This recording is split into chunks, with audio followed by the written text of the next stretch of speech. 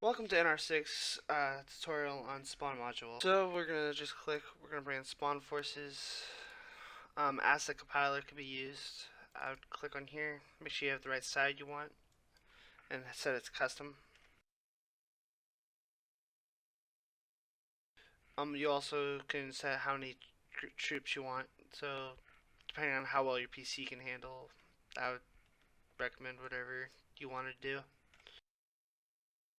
Just say 10 for now. Oh, I shall do 5. We'll spawn 5. So there's a couple ways you could do this as soon as you sync this up to the commander. I would recommend so if you're like wanting to get set up, right, and let's just say this is the enemy force and you want to like gear up and get ready for a fight, I would set this up to a trigger. This will give you and your player force an opportunity to get all situated, geared up, and then maybe like set this up at a gate, like you guys are about to step off, drive out, and then boom, as soon as the first player drops out, enemy forces spawn in and thing. The only thing to take a note though is if you're using the spawn module and you're trying to do blue 4 versus hot 4 indie or vice versa, you can only have one of these, the rest won't work. So if I would recommend, if you're gonna have like ground forces, I would suggest having an include squad and then basically having one side basically spawn as soon as you step off versus step off basically instead of having the other side go and fight. Instead of trying to do that, because you'll run into a mess where the AI commander won't run these guys at all. So, and you can also customize your troops however you will. Like in default Arma, they would be wearing woodland. So if you just put them in woodland gear,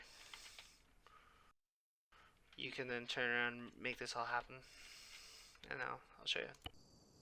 As you can see, no troops are being spawned in, just because they haven't activated the trigger.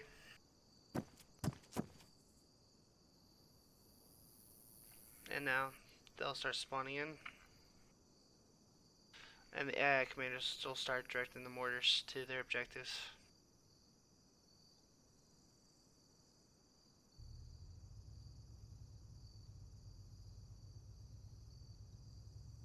And that is that, but I'll show you why you don't want to have two spawn modules.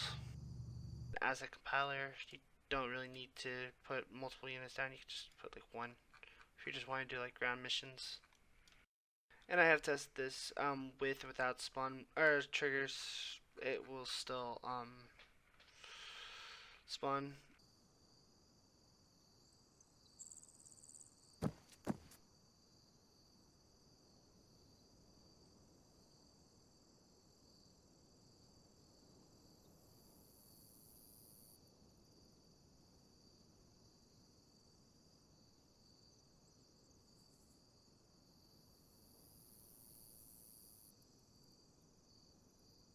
As you can see, only the one side that's spawned, which I feel they make the upward more dominant, which is usually what most players fight against, usually, I guess. And then blue 4 is just standing around with their hands twiddling. I don't know what they're doing. The cool thing about the spawn modules, it will always spawn something different. So if you've got like a million types of units connected to it, it won't spawn them as such. The cool thing about the spawn modules as well is you can actually put whoever you want. Like you want to mix it up. I'll show you. Say you don't want these guys to be the main force. Maybe because you're on Livonia, you want to have the LDF forces. And LDF is indie, and this way thing, but you can always sync them to the asset compiler, and this will turn them into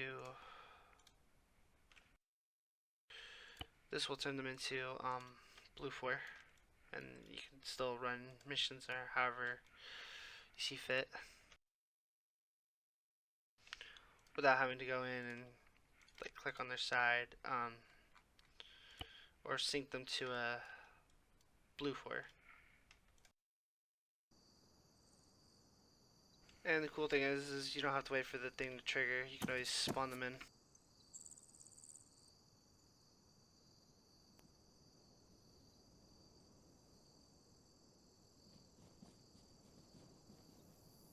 That's a little weird. But because I have it set to where they can command all sides, I guess this is fun.